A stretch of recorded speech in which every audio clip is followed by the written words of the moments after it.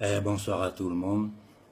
J'ai été un peu absent en ligne ces derniers jours parce que je me suis retiré avec des amis à moi pour essayer de travailler sur la Convention européenne des droits de l'homme. En effet, ça fait plus de 50 ans que nous essayons de lutter pour sortir du franc CFA. Malgré tous les efforts que nous avons faits, malgré tous les livres qui ont été écrits par les monétaristes, les économistes africains, il n'y a rien à faire. Celui qui tente de s'approcher de ça est assassiné, est tué, est mis en prison par l'État français. Donc j'ai décidé, sachant tous les risques que je prends, de traduire la France devant la Cour européenne des droits de l'homme. Ce document que j'ai en main ici,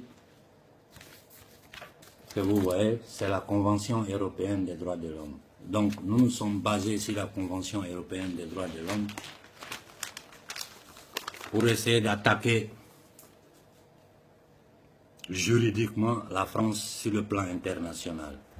Les documents que vous voyez dans ma main ici sont des documents officiels de la Cour européenne des droits de l'homme.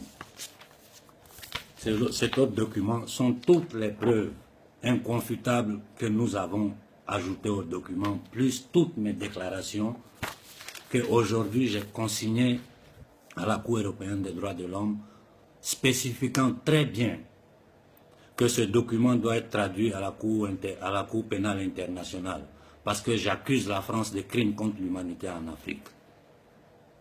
C'est un document intouchable. Toutes les preuves sont dans ce document. Tout ce que j'ai écrit pour dénoncer la France est soutenu par la Convention internationale des droits de l'homme. Donc, si les droits de l'homme ne sont pas à géométrie variable, la France doit être traduite devant la Cour européenne des droits de l'homme.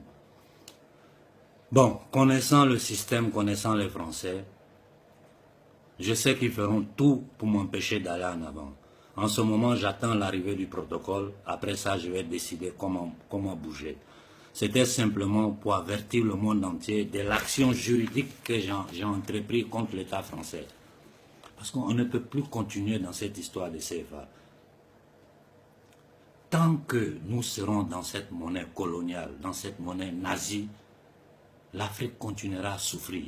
Je ne supporte plus de voir des bateaux en train d'être fermés à droite, à gauche, parce que les Africains fuient les terres.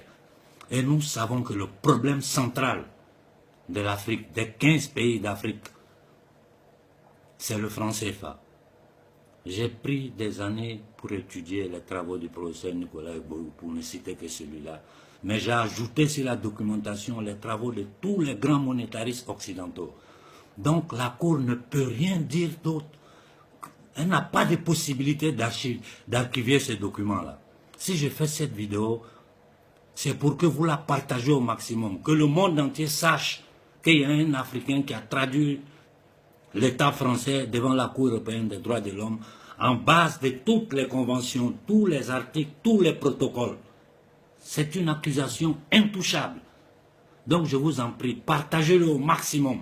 Moi j'attends le protocole et puis on va s'affronter au tribunal. Bon voilà, c'était le message que je voulais vous donner. Partagez le message. Je sais que l'État français va m'attaquer violemment ces temps-ci et j'espère que j'aurai la protection du gouvernement italien. Je salue tout le monde et je souhaite bonne nuit à tout le monde. Merci.